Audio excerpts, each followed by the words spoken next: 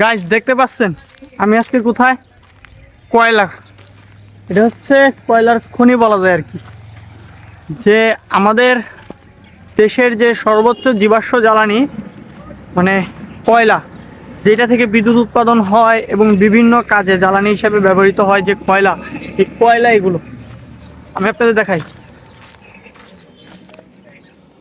দেখছেন একদম টোটালি কয়লা। আমার হাতে কয়লা কিন্তু ভরতেছে এখানে পুরা কয়লা। ওইটা কিন্তু বড় কয়লা, আর এই কয়লাগুলো ভাঙানো হয়, ছোট ছোট করে ভাঙানো হয়। এই দেখেন আমি এখানে আপনাদের দেখাই। দেখছেন এটা পুরোটাই হচ্ছে ছোট কয়লা। এই যে দেখেন, দেখছেন এটা হচ্ছে ছোট কয়লা। আরো আছে, এটার থেকেও আরো ছোট কয়লা আছে। এই পুরোটা হচ্ছে এক একটা হচ্ছে এক এক কয়লার ধরন, বা এখন যেটা দেখলাম তার থেকেও ছোট কয়লা, এটা তার থেকেও ছোট। দেখছেন তার থেকেও ছোট। এটা কিন্তু অরিজিনাল কয়লা, যে আমার হাতে কালি ভরে গেছে, অরিজিনাল কয়লা। এটা আরো ছোট একদম, যে মিনি কয়লাটা আছে না ওইটা। এই যে দেখেন আরেকটা দেখাই, এই যে মিনি কয়লা। পুরাটাই হচ্ছে কয়লার খনি বা গোডাউন বলুন। এই কয়লাগুলো কিন্তু জলের নিচ থেকে তোলা হয় এবং তারপর এখানে বাজারজাতের জন্য রেখে দেওয়া হয়।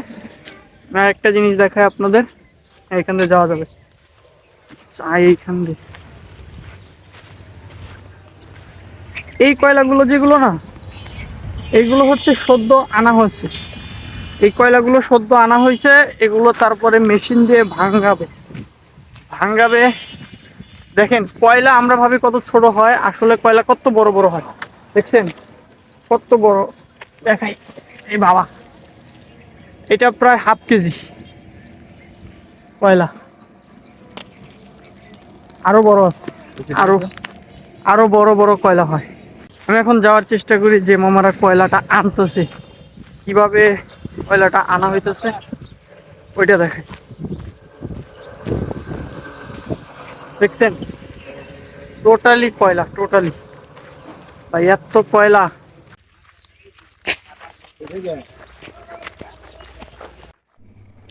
আপনাদেরকে দেখাই আমি কিভাবে কয়লা আনা হচ্ছে। দেখুন নৌকা রয়েছে নদীর ওইখানে, সেই নৌকা থেকে তারা মাথায় করে করে এখানে কয়লা এনে ফেলছে। এখন আমি যাওয়ার চেষ্টা করছি যেখান থেকে কয়লাগুলো আনা হচ্ছে, সেই নৌকার কাছে। এই যে আমি চলে এসেছি, এই যে দেখেন। ও ভাই রে ভাই, দেখছেন কত বড় নৌকা, আর এতগুলো মানুষ কাজ করতেছে এখানে। এটা হচ্ছে বিশাল এক নৌকা, মানে এত বড় নৌকা ভাই আমি কখনো দেখিনি। দেখতে পাচ্ছেন কত গভীরে।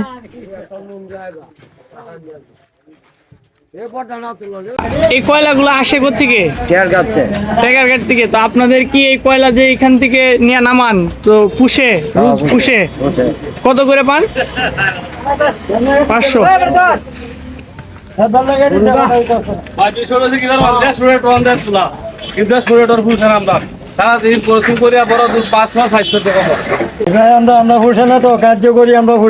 তাদের এখান থেকে জানতে পারলাম তাদের পারিশ্রমিকটা খুবই সামান্য পরিমাণে হয়ে যায়। যে পরিমাণে কষ্ট তারা করে সেই তুলনায় তাদের পার ডে 5 থেকে 700 টাকা পর্যন্ত থেকে যায়। তবে আজকাল 500 থেকে 700 টাকা খুবই সামান্য পরিমাণে তাদের এই কষ্টের কাছে। তো আমি বিনীতভাবে অনুরোধ জানাচ্ছি, যারা এই কারখানা বা এই কয়লার মালিক কর্তৃপক্ষ রয়েছেন, আপনারা আপনাদের শ্রমিকদের পারিশ্রমিকটা একটু বাড়িয়ে দেওয়ার চেষ্টা করবেন।